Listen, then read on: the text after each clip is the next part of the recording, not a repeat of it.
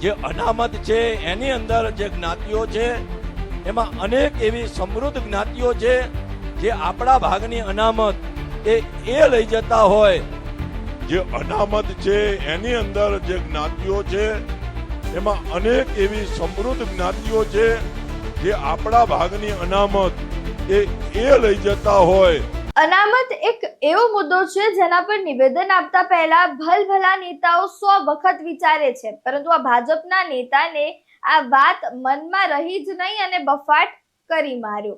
અને પછી શું, હવે તો જોવા જેવી થઈ ગઈ છે। સુરેન્દ્રનગરના દસાડાના ધારાસભ્ય પીકે પરમારનું અનામતને લઈને એક વિવાદાસ્પદ નિવેદન સામે આવ્યું છે। નેતાજીએ એવું વિવાદિત નિવેદન આપ્યું કે આખા ગુજરાતમાં તેમની થૂ થૂ થવા લાગી છે। તમને જણાવી દઈએ કે વિદ્યાર્થીઓના એક કાર્યક્રમમાં ધારાસભ્ય પીકે પરમાર હાજરી આપવા પહોંચ્યા હતા। અહીં તેમને અનામત મુદ્દે વિવાદિત નિવેદન આપતા રાજકારણ ગરમાઈ ગયું છે। પીકે પરમારે ભાષણ આપતા એવું કહ્યું કે સુખી સંપન્ન સમાજ અનામતમાં ભાગ પડાવીને બીજાઓના હક મારે છે। આ નિવેદન આપતા જ પછી તો શું, સમાજથી લઈને રાજકારણ સુધી તમામ જગ્યાએ ધડબડાટી બોલી ગઈ હતી। ત્યારે આવો જાણીએ ધારાસભ્ય પીકે પરમારે શું નિવેદન આપ્યું છે।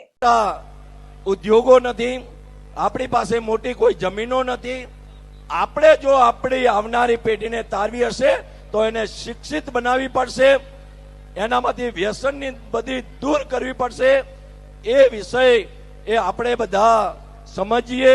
ખાસ કરી અને અહીંયા જે વિષય ભાઈ તારકભાઈ મારફતે કહેવામાં આવ્યો, જાતિ વર્ગીકરણ, અને ત્યારે એક ધારાસભ્ય તરીકે હું પણ એ વાતને સ્વીકારું છું કે 27% જે અનામત છે એની અંદર જે જ્ઞાતિઓ છે એમાં અનેક એવી સમૃદ્ધ જ્ઞાતિઓ છે જે આપણા ભાગની અનામત એ લઈ જતા હોય। જે અનામત છે એની અંદર જે જ્ઞાતિઓ છે એમાં અનેક એવી સમૃદ્ધ જ્ઞાતિઓ છે જે આપણા ભાગની અનામત એ લઈ જતા હોય। આ નિવેદનનો વિડીયો વાયરલ થતા જ કોંગ્રેસે પણ ધારાસભ્ય સામે બાયો ચડાવી છે। જિલ્લાના કોંગ્રેસ નેતાઓ આ નિવેદનને વખોડીને ભરપૂર વિરોધ કરી રહ્યા છે। કોંગ્રેસના નેતાઓ ભાજપની અનામત વિરોધી માનસિકતા હોવાનો પણ આરોપ લગાવી રહ્યા છે। આ બાબતે પૂર્વ ધારાસભ્ય ઋત્વિક મકવાણા પણ આ નિવેદનને વખોડી રહ્યા છે અને કહી રહ્યા છે કે એમાં વિવાદ જેવું છે જ નહીં કશું। રાહુલ ગાંધીએ જે મુદ્દો ઉપાડ્યો છે જાતિગત જનગણના, અને એમની માંગ છે બિલકુલ વ્યાજબી માંગ છે, અને હવે ભાજપના ધારાસભ્યો પણ ખુલીને રાહુલ ગાંધીના સમર્થનમાં આવતા જાય છે। એ કોંગ્રેસ માટે અને પછાત વર્ગના લોકો માટે ખૂબ જ આનંદની વાત છે। પીકે પરમારે આજે રાહુલ ગાંધીની વાતને કે વિચારને સમર્થન કર્યું છે। આવતીકાલે કોંગ્રેસને સમર્થન કરશે, શક્ય બનશે તો કદાચ કોંગ્રેસનો ખેસ પહેરે તોય અમને કશો વાંધો નથી।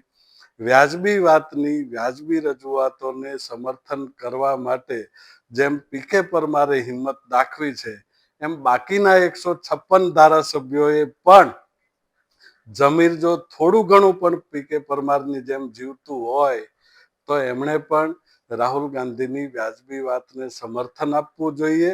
એમણે એક ડગલું આગળ કહેવાની જરૂર હતી કે માત્ર 27%માં જેની જેટલી વસ્તી એટલો એના અધિકારો નહીં, 100% વસ્તીમાંથી જેની જેટલી વસ્તી એટલા એના અધિકારો। એક ડગલું આગળ પણ બોલવાની જરૂર હતી। આમ છતાં જેટલું પણ સત્ય બોલવાની હિંમત કરી છે એટલા માટે અભિનંદન આપીએ છીએ, અને આવનારા દિવસોમાં આ મુવમેન્ટના સમર્થનમાં ખુલીને આવે એવી આમંત્રણ આપીએ છીએ। એમની સાથે સાથે બાકીના 156 ધારાસભ્યોને પણ હિંમત આપીએ છીએ કે તમારો એક ધારાસભ્ય સત્યના સમર્થનમાં આવ્યો છે તો બાકીના ધારાસભ્યોએ પણ સત્યના સમર્થનમાં આવવું જોઈએ।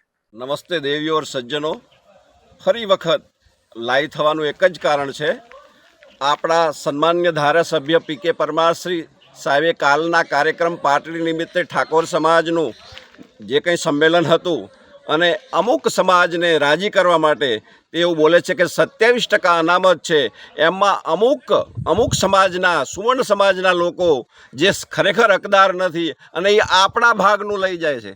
એટલે મારે શ્રી પીકે પરમાર સાહેબને કહેવું છે કે તમારા ભાગનું લઈ જતા નથી. ખરેખર આ જે સરકારે પોલિસી જાહેર કરીને એ સામાજિક શૈક્ષણિક રીતે પછાત વર્ગને ઓબીસીમાં લેવામાં આવ્યો હતો.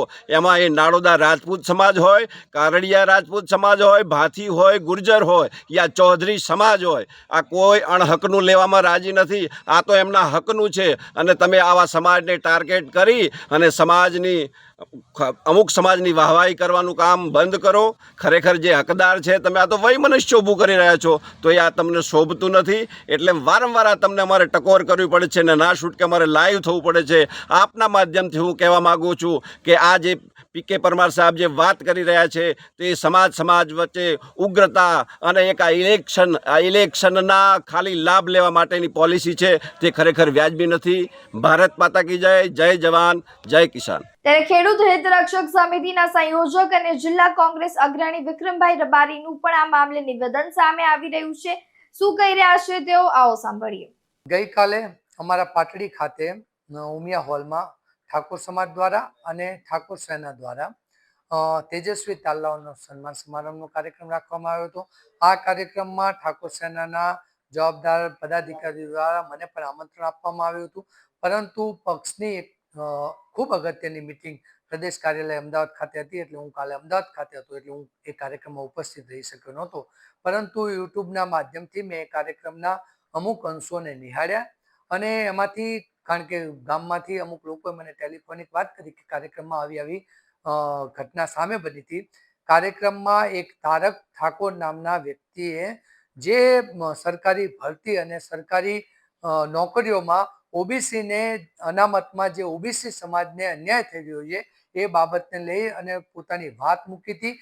એ વાત લોકોના દિલ સુધી પહોંચી અને એમાં એને મુખ્ય માંગણી એ કરી હતી કે ઓબીસીની જે 27%ની અનામત છે એમાં જાતિગત વર્ગીકરણ થવું જોઈએ અને જે ઓબીસીની વસ્તી છે એ જાતિ જનગણના આધારે ઓબીસીની વસ્તી ગણતરી થવી જોઈએ. ત્યારબાદ આ કાર્યક્રમમાં અમારા મત વિસ્તારના ધારાસભ્ય આદરણીય પીકે પરમાર સાહેબ પણ ઉપસ્થિત હતા અને અન્ય 2 ધારાસભ્ય સાહેબ પણ ત્યાં ઉપસ્થિત હતા. અને પીકે પરમાર સાહેબે એ કાર્યક્રમમાં એવું સ્પષ્ટપણે કીધું કે જે પ્રમાણે તારક ઠાકોરે આજના કાર્યક્રમમાં વાત મૂકી છે એને ક્યાંક ને ક્યાંક હું પણ સ્વીકારું છું. અમારી સરકાર આ બાબતે ગંભીર છે. અત્યારે 2011ના વસ્તી ગણતરીના આંકડા છે, પરંતુ જાતિ જનગણના થશે અને જેની જેટલી સંખ્યા છે એ પ્રમાણે અનામતમાં એને ભાગીદારી મળશે. એટલે મને આ વાત સાંભળી અને યુટ્યુબના માધ્યમથી જ્યારે મેં આ વાત ને આખો મુદ્દાને જોયો ત્યારે મને પણ ખૂબ ગર્વ અને આનંદની લાગણી થઈ કે અમારા નેતા વિપક્ષ આદરણીય રાહુલજીએ સંસદમાં વાત મૂકેલી કે આ દેશમાં જાતિ જનગણના થવી જોઈએ. અમે લોકો જાતિ જનગણના કરાવીને રહેશું અને આખરે ભારતીય જનતા પાર્ટીને ઝૂકવું પડ્યું અને આ દેશમાં જાતિ જનગણના થશે એવું કેન્દ્રની સરકારે સ્વીકાર્યું. ત્યારે અમારા દસાડાના ધારાસભ્ય શ્રી ક્યાંક ને ક્યાંક અમારા નેતા આદરણીય રાહુલજીની વાતને પણ સમર્થન આપે છે. હું એમને પણ અભિનંદન આપું છું કે આખરે આપે પણ સ્વીકાર્યું કે આ જનગણનાના હિસાબે ઓબીસી સમાજને ક્યાંક ને ક્યાંક જુદી જુદી નોકરીઓમાં, સરકારી નોકરીઓમાં, ભરતીઓમાં અથવા તો સ્કૂલો કોલેજોમાં એડમિશનમાં અન્યાય થાય છે. પરંતુ હું આપના માધ્યમથી ધારાસભ્યશ્રીને કહેવા માંગુ છું કે આપે આ નિવેદન તો આપ્યું, પરંતુ આપ ક્યાંક ને ક્યાંક પક્ષના દબાણને વશ થઈ આવનાર સમયમાં આ નિવેદનને ફેરવી તોડવી નાખશો નહીં અને આ નિવેદનમાં તમે અડીગમ રહેશો.